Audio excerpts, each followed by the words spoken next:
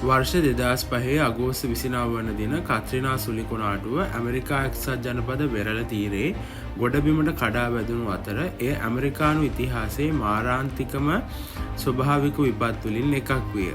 පැයට සැතපුම් 125 ඉක්මවන සුළං සමග මෙම සුළි කුණාටුව ලුසියානා, මිසිසිපි සහ ඇලබාමා වෙත එල්ල වූ අතර නමුත් එහි වඩාත්ම විනාශකාරී බලපෑම එල්ල වූයේ නිව් ඕර්ලියන්ස් නගරයටයි.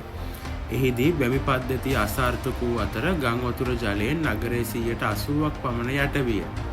මෙහිදී 1400ක් 1800ක් පමණ ජීවිත අහිමි වූ අතර ලක්ෂ සංඛ්‍යාත පිරිසකට තම නිවාසවලදී අවතැන්වීමට සිදු විය. මෙහිදී දිවි ගලවාගත් අය ආහාර, ජලය සහ නවාතැන් නොමැතිව දින ගණනක් අභියෝගවලට මුහුණ දුන්හ. කත්‍රිනා සුළි කුණාටුව ආපදා සූදානම සහ රජයේ ප්‍රතිචාරයේ ගැඹුරු අඩුපාඩු හෙළි කළේය. ප්‍රමාද වූ ගලවා ගැනීමේ මෙහෙයුම්, බලධාරීන්ගේ වැරදි කළමනාකරණය සහ ෆෙඩරල්, ප්‍රාන්ත සහ ප්‍රාදේශීය ආයතන අතර දුර්වල සම්බන්ධීකරණය එහිදී පුළුල් විවේචනයට ලක් විය. මෙම ඛේදවාචකයේ මගින් පද්ධතිමය අසමානතාවයන්ද ඉස්මතු කළේය.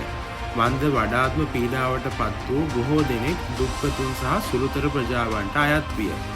ජීවිත හානිවලට අමතරව මෙම සුළි කුණාටුව ඩොලර් බිලියන 200ක පමණ ආසන්න දේපල හානියක්ද සිදු කළ අතර එහිදී ගල්ෆ් වෙරළ තීරයේ ආර්ථිකය සහ යටිතල පහසුකම් නැවත සකස් කිරීමට සිදු විය.